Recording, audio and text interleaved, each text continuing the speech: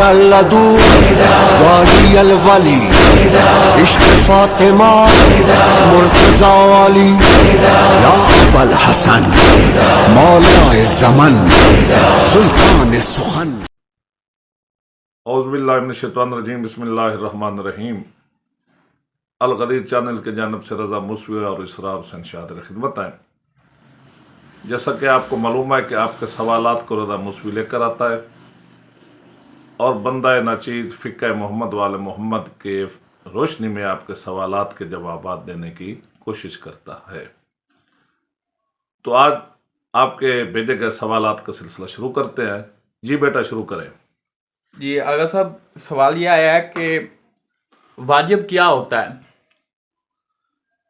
فقہ محمد وال محمد میں ہر وہ کام جس کا کرنا ضروری ہے، اگر اسے نہیں کیا جائے گا تو انسان گناہگار ہوگا، واجب کہلاتا ہے.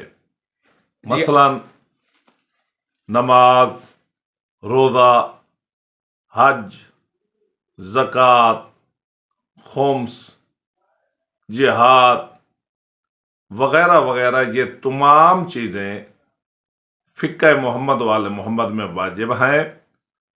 اور اگر ان چیزوں کو ہم نہیں کریں گے، چاہے وہ نماز پنجگانہ ہے، ماہ مبارک کے روزے ہیں، حج واجب ہے تو حج نہیں کیا، صحب نصاب ہے، زکوٰۃ اور خمس نہیں دیا تو بندہ گناہگار ہوگا. اور یہی چیزیں واجب کہلاتی ہیں اور ان کا کرنا ہر حالت میں ضروری ہوتا ہے. جی آغا صاحب، اگلا سوال یہ ہے کہ فقہ جعفریہ میں حرام کسے کہتے ہیں؟ واجب کی ضد کو ہی ہم حرام کہہ سکتے ہیں. فقہ محمد وال محمد میں ہر وہ کام جس کا نہ کرنا بہتر ہوتا ہے اور اس کے کرنے سے گناہ ہوتا ہے، حرام کہلاتا ہے. مثلا شراب پینا، تاش کھیلنا، داڑھی کا منڈوانا، یہ بھی فقہ محمد وال محمد میں حرام ہے اور ایسا کرنے سے انسان گناہگار ہو جاتا ہے. جی آغا صاحب، اسی سے متعلقہ آگے بھی یہی سوال ہے کہ فقہ جعفریہ میں مستحب سے کیا مراد ہے؟ ہر وہ عمل جس کا کرنا ضروری نہیں ہوتا لیکن فرامین محمد وال محمد کی روشنی میں یا محمد وال محمد کے فرامین کی روشنی میں ہر وہ عمل جو انہیں اچھا لگتا ہے، پسندیدہ ہے، فقہ محمد وال محمد میں اسے ہم مستحب کہتے ہیں. جیسے نماز شب یا نماز تہجد کا پڑھنا واجب تو نہیں ہے، لیکن معصومین علیہ السلام نے ان کی بہت زیادہ فضیلتیں اور فضائل بتائے ہیں اور انہیں یہ عمل پسند بھی بہت زیادہ ہے، لہذا ایسی چیزوں کو ہم مستحب کہیں گے. جی آغا صاحب، آگے یہ ہے کہ فقہ محمد وال محمد میں، فقہ جعفریہ میں مکروہ کا کنسیپٹ کیا ہے؟ ہر وہ عمل جس کا نہ کرنا بہتر ہو لیکن اگر اسے کر بھی لیا جائے تو گناہ نہیں ہوتا، فقہ محمد وال محمد میں اسے مکروہ کہتے ہیں. یا اس کو تھوڑا سا آسان کر کے میں ایسے سمجھا دوں، ایسا عمل جس کا نہ کرنا بہتر ہو یا اسے کر بھی لیا جائے تو ثواب میں کمی آ جائے، وہ عمل مکروہ کہلاتا ہے. اس کی چھوٹی سی مثال یہ ہے، مثلا آپ نماز پڑھ رہے ہیں اور وہاں پر تصویر لگی ہوئی ہے، تو یہ جو آپ عمل کر رہے ہیں یہ آپ کا مکروہ ہوگا. اگر وہاں پہ تصویر نہ ہوتی تو آپ کو ثواب زیادہ ملتا. تصویر کی وجہ سے نماز تو آپ کی ہو گئی ہے لیکن تھوڑی سی ثواب میں کمی آ گئی ہے، اور آپ تصویر والے کمرے میں نماز اگر نہ پڑھتے تو بہتر ہوتا. اسی عمل کو ہم مکروہ کہتے ہیں. جی آغا صاحب، اسی سے متعلقہ ایک سوال میرا ایڈ کر لیجیے کہ فقہ جعفریہ میں مباح کا تصور کیا ہے؟ مباح کا مطلب ہے جائز. ہر وہ کام جس سے نہیں روکا گیا وہ مباح کہلاتا ہے. مثلا نافلہ نماز کا پڑھنا یا اور بھی اس کی مثالیں ہیں، ایسے کاموں کو ہم مباح کہتے ہیں. جی آغا صاحب، کچھ سوال عقیقہ کے متعلق بھی آئے ہیں، مومنین نے پوچھے ہیں، وہ میں آپ سے کرنا چاہوں گا. جی آغا صاحب، پہلا سوال یہ آیا ہے کہ کیا ہر پیدا ہونے والے کے لیے عقیقہ کرنا واجب ہے؟ عقیقہ کرنا ہر پیدا ہونے والے لڑکا یا لڑکی کے لیے واجب نہیں ہے بلکہ مستحب موقدہ ہے، یعنی عقیقہ کا کرنا محمد وال محمد کی نظروں میں بہت ہی پسندیدہ عمل ہے، اور ایسا کرنے سے بہت زیادہ ثواب بھی ملتا ہے، اور آنے والی آفات و بلاءات سے ہر پیدا ہونے والا لڑکا اور لڑکی بچ جاتا ہے۔ لیکن عقیقہ کا کرنا واجب نہیں ہے بلکہ مستحب موقدہ ہے۔ جی اگر صاحب پھر عقیقہ کب کرنا چاہیے؟ مستحب ہے کہ 7ویں دن عقیقہ ہو جائے۔ اگر 7ویں دن نہیں ہو سکتا تو ہر شخص اپنی زندگی میں بھی عقیقہ کر سکتا ہے، بلکہ اگر وہ اس دنیا فانی سے چلا گیا ہے اور اس کے لواحقین نے اس کے لیے عقیقہ کیا ہے تو اس سے ملنے والا ثواب مرنے والے کو بھی ارسال کیا جا سکتا ہے۔ جی اگر صاحب بھائی نے پوچھا ہے کہ میں بہت کنفیوز ہوں، عقیقہ کے لیے جانور کیسا ہو؟ بہت بہترین سوال ہے۔ عقیقہ کے لیے جو جانور ہے اس پر وہ شرائط لاگو نہیں ہوتی جو کہ عموماً ہم قربانی کے لیے جانور لیتے ہیں۔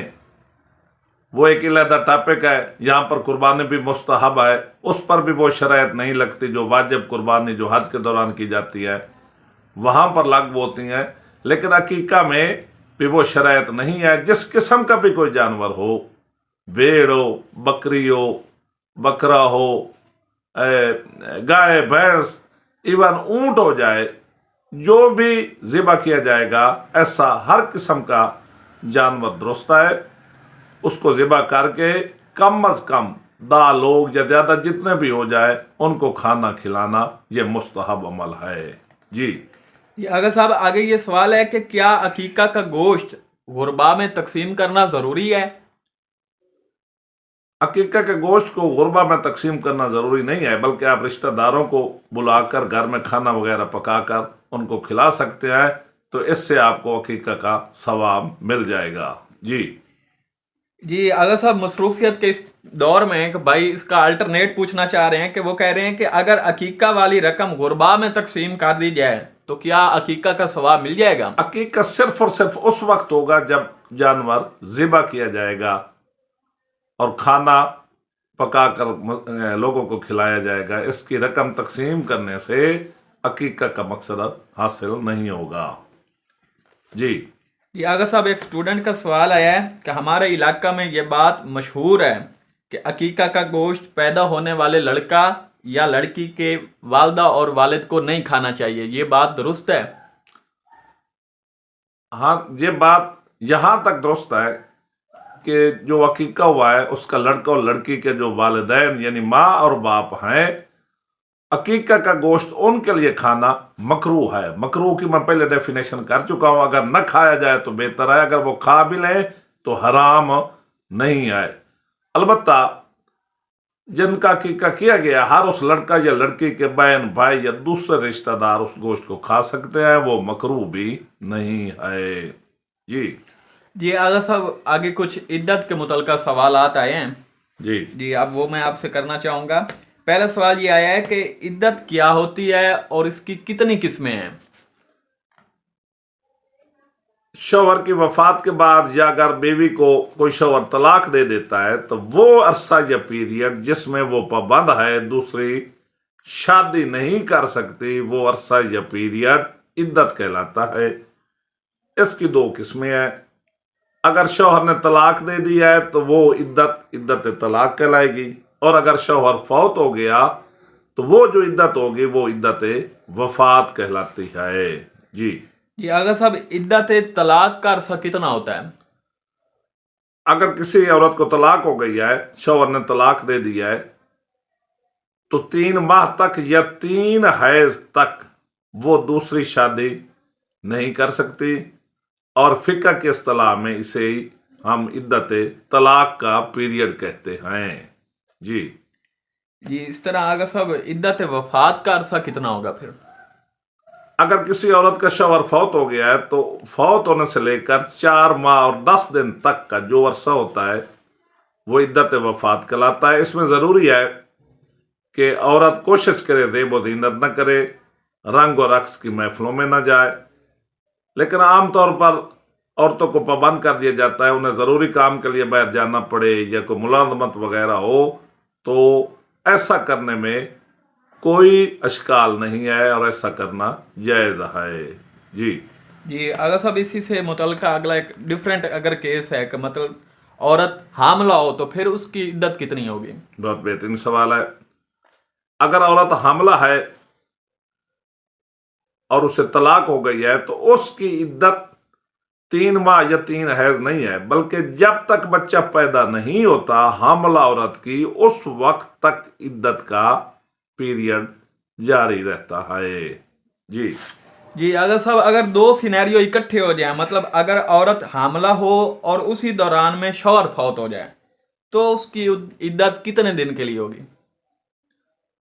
ये भी बहुत ही बेहतरीन सवाल है। अगर औरत हामला हो और अभी तक बच्चा पैदा नहीं हुआ, उसका शौहर फौत हो गया है, तो जो अरसा बाद में होता है वही उसकी इद्दत तसव्वुर हो गया। मसलन अगर बेटा या बच्चा पहले हो गया है और 4 माह और 10 दिन अभी पूरे नहीं हुए तो फिर वो औरत 4 माह और 10 दिन की पाबंद होगी।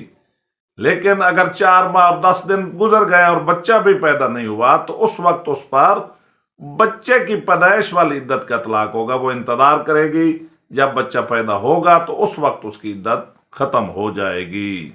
जी साहब, एक भाई ने 2-3 सवाल तलाक के मुतल्लिका किए हैं अदालती तलाक के हवाले से, वो मैं आप ऐड करना चाहूँगा आखिर में। वो उन भाई का पूछना यह है कि फ़िक़्ह जाफरिया में अदालती निकाह और अदालती तलाक की क्या अहमियत है? फ़िक़्ह मोहम्मद वाले मोहम्मद में अदालती तलाक से पहले मैं अदालती निकाह की बात करना चाहूँगा। जिस तरह अदालती तलाक न कोई अदालती तलाक की अहमियत है न अदालती निकाह की अहमियत है। अदालती फ़िक़्ह मोहम्मद वाले मोहम्मद में निकाह के लिए बच्ची के वालिद या दादा की इजाज़त ज़रूरी होती है, और आम तौर पर जो अदालतों में लोग जाते हैं वो लव मैरिज करते हैं, न वालिदैन की रज़ा शामिल होती है न दादा की न वालिद की। तो फ़िक़्ह मोहम्मद वाले मोहम्मद में अदालती निकाह भी उसी तरह नाजायज़ है जिस तरह अदालती तलाक नाजायज़ है। जी अगर शौहर बीवी को जलील करे और तलाक भी न दे तो क्या बीवी अदालती तलाक फिर ले सकती है? फ़िक़्ह मोहम्मद वाले मोहम्मद में अदालती तलाक का कोई कंसेप्ट नहीं है। अगर ऐसी सूरत हाल हो गई है, शौहर ब्लैकमेल कर रहा है, जलील कर रहा है, तो फ़िक़्ह मोहम्मद वाले मोहम्मद में उस औरत के लिए लाज़िम है कि वो जिसकी तकलीद कर रही है उसी मुज्तहिद की तरफ रजू करे, उसे अपने मसाइल बताए। मुज्तहिद किसी बंदे को या किसी शख्स को जिम्मेदारी सौंप देगा, वो इलाके का बुजुर्ग आदमी हो, सैयद हो, पेश नमाज हो, वो शौहर को भी बुलाएगा, किसी न किसी तरह बीवी से पूछेगा, कोशिश तो करेगा कि उनकी सुलह हो जाए। लेकिन इन तमाम हालात के बावजूद भी अगर मुज्तहिद ये समझे, जामिउल शराय मुज्तहिद ये समझे कि अब इनका इकट्ठा रहना मुश्किल है, वो खुद सीगा तलाक जारी कर देगा और ऑटोमेटिक औरत को तलाक हो जाएगी। जी आगा साहब, बहुत शुक्रिया। आज की नशिस्त का बस आखिरी सवाल है जी कि किन हालात में बीवी की अदालती तलाक फ़िक़्ह जाफरिया में दुरुस्त होगी? फ़िक़्ह मोहम्मद वाले मोहम्मद में सिर्फ एक ही तरीका है जिसमें अदालती तलाक को शरई तलाक कहा जा सकता है। वो ये है कि जिसको तलाक हुई है उसको तलाक देने वाला उसका शौहर सुन्नी हो। अगर वो सुन्नी है तो अदालती तलाक को शरई तलाक तस्वर किया जाएगा। अगर वो सुन्नी नहीं है तो इसके अलावा कोई ऐसा हल नहीं है कि अदालती तलाक को शरई तलाक तस्वर किया जाए। आखिर में मोमिनीन कराम से अपील है कि बंदा नचीद, बंदा के बच्चों, बंदा के वालिदैन रज़ा मौसवी को अपनी दुआओं में याद रखें। और साथ ही एक छोटी सी अपील है, अगर आपके ये सवालात के जवाबात हम आप तक सलीस अंदाज में पहुँचाने में कामयाब हुए हैं तो आपके लिए भी ये वाजिब है कि इन वीडियोज़ को ज़्यादा से ज़्यादा मोमिनीन तक शेयर भी करें और इस चैनल को सब्सक्राइब भी करें और अलूम मोहम्मद वाले मोहम्मद को फैलाने में हमारा साथ दें। अल्लाहुम्मा सल्ली अला मुहम्मद वाले मोहम्मद वज्जिल फरजा आले मोहम्मद। लदू वाली अल वली इश्क फातिमा।